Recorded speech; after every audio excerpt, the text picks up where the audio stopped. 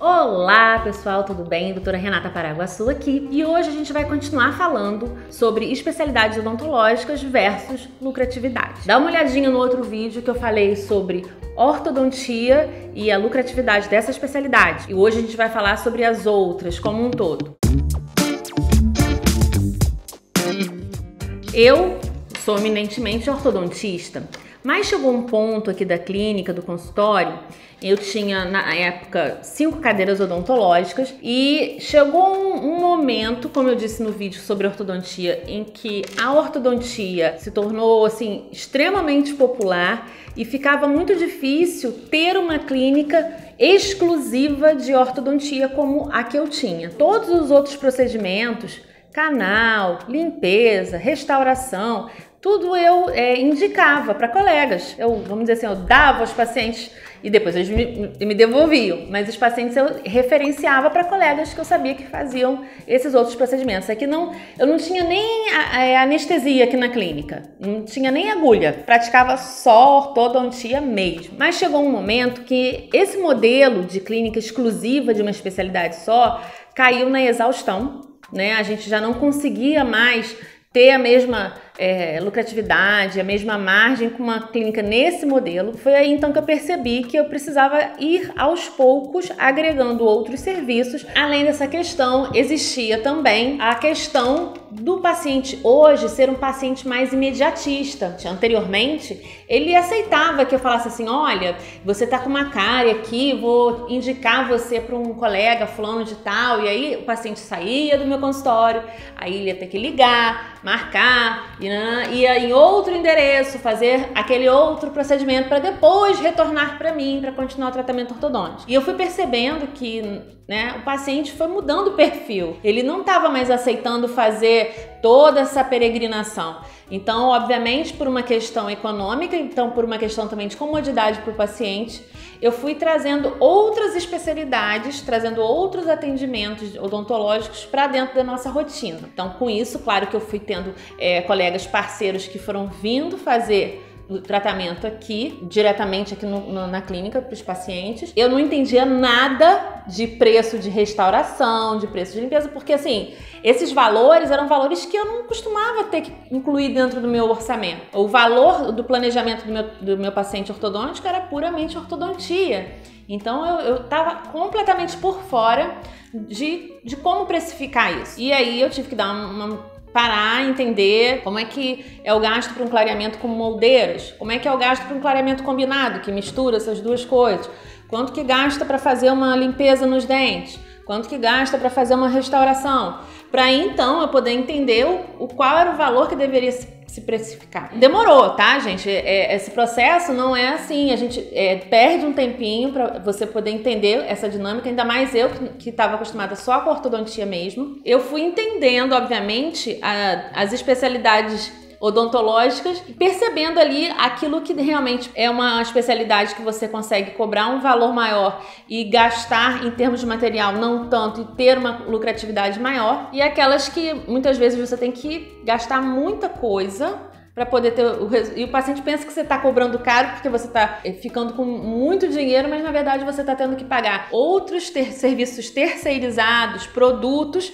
que custam realmente muito caro e que o paciente não tem a dimensão dessa conta. Eu hoje, se eu tivesse uma visão assim bem fria para fazer uma especialidade, fosse assim por uma questão basicamente de negócio, porque é claro que não é só pelo negócio que você vai fazer uma especialidade. Nesse conjunto, nessa equação, tem que entrar aquilo que você gosta de fazer, aquilo que te dá prazer, porque senão o dinheiro só pelo dinheiro começa, bom, pelo menos para mim, não faz sentido. Por isso que eu persisti na ortodontia, com tudo aquilo que eu disse no outro vídeo. Em termos de retorno financeiro, eu hoje, por exemplo, talvez fizesse dentística. Por quê? É uma especialidade que o custo da especialização em si não é tão caro. O tempo de duração é uma especialidade que ela é mais rápida, por exemplo, do que a ortodontia. A ortodontia é em torno de 30, 36 meses. E tem lugares que você faz a especialização em dentística em 12 meses. O custo de instrumental também não é tão caro assim. Sei que tem uma espátula ou outra que custa mais caro, mas você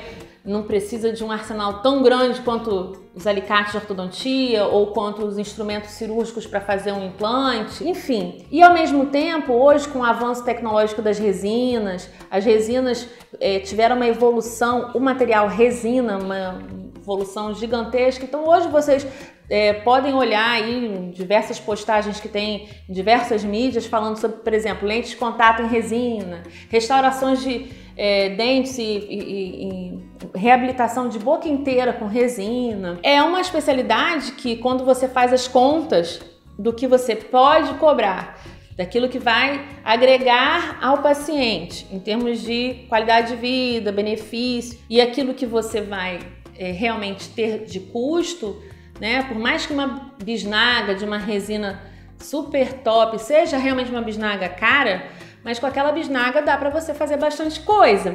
Então, se você for fazer uma conta do material em si, é uma especialidade que é bem lucrativa. Assim, se fosse friamente, pensaria bastante em fazer dentística, com ênfase em estética dentária e transformação de sorriso, porque eu acho que isso daí é legal. A parte também de periodontia e plástica gengival, eu sei que tem alguns instrumentos que são bem caros, mas também é altamente transformadora, e dependendo do seu manejo, da sua habilidade, é muito interessante. Se você achar assim, não, eu tenho jeito para fazer cirurgia plástica periodontal, você vai conseguir também ter um alto valor agregado, porque é um procedimento que traz um resultado de impacto rápido para o paciente. Ele vê aquele resultado de uma forma rápida e é visível, o paciente enxerga aquilo ali, que aquele sorriso gengival que ele tinha mudou, que aquela gengiva, aquela retração modificou. Enfim, são alterações visíveis para o paciente, então são mensuráveis, ele consegue dar valor com muito mais facilidade, e ao mesmo tempo você consegue nessa conta, nessa matemática aí, ter uma lucratividade muito boa. Cirurgia plástica periodontal também eu acho que é uma boa pedida. Uma área que eu acho que as pessoas que estão buscando especialidade agora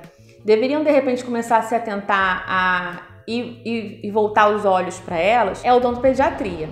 Hoje eu posso dizer assim, até como uma pessoa que já procurou profissionais para atuarem em parceria comigo aqui, como odontopediatra, é a especialidade que a gente tem mais dificuldade para achar alguém para trabalhar junto com a gente. Por incrível que pareça, eu sei que existe a questão toda da pessoa, de repente, ter a aptidão para lidar com criança.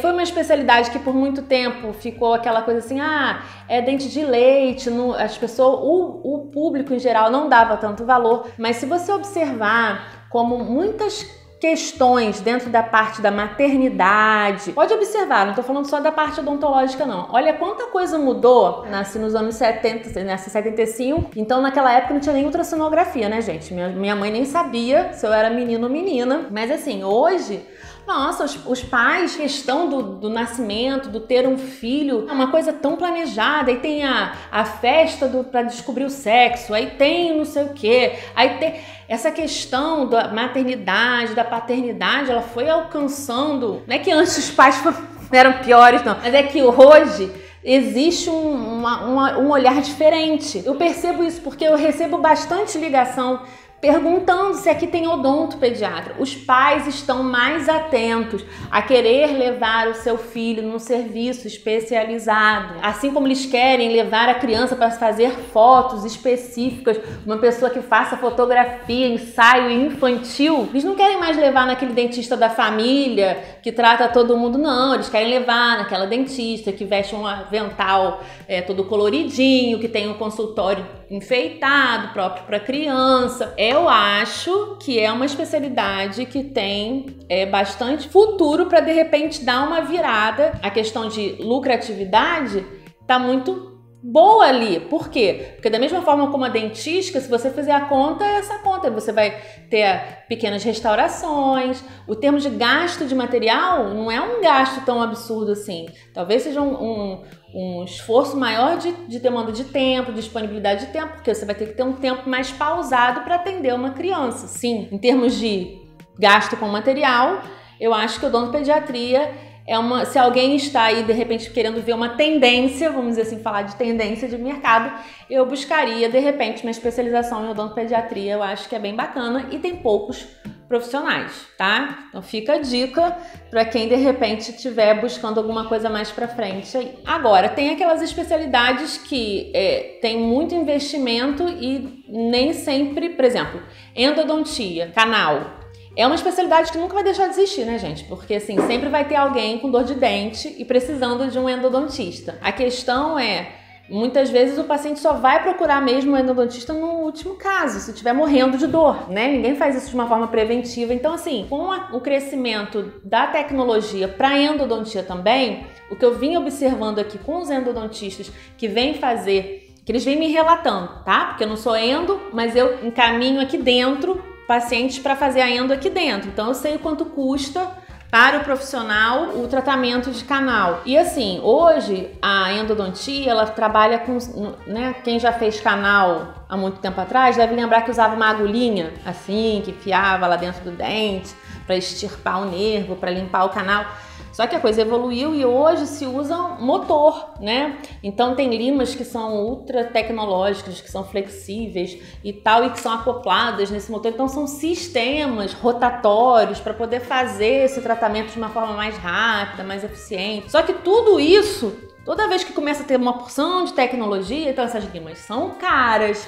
Essas limas não podem ficar sendo reutilizadas. Você começa a ter um custo alto. Então, muitas vezes, quando você passa um valor de, por exemplo, de um tratamento de canal para poder ser condizente com aquilo que vai ter que ser gasto para ser um bom tratamento de sessão única, por exemplo, o paciente leva um susto, fala assim, nossa, mas porque não tem jeito, assim, realmente a tecnologia veio, deu uma melhorada no procedimento, né? Mas ao mesmo tempo com isso veio a rebote aí um aumento do custo. O custo ficou mais alto. É uma questão só de você poder pensar aonde você vai se encaixar nesse mercado. Ficam as dicas aí das especialidades. Se eu não falei de alguma especialidade que de repente você tem alguma dúvida, porque obviamente nesse vídeo não vai dar tempo de eu falar sobre todas as especialidades, deixa aí nos comentários, por favor, que aí de repente eu faça um vídeo específico para essa especialidade ou de cada especialidade, para a gente poder falar um pouquinho, tendo em vista que eu já, né, tenho essa experiência na gestão dos serviços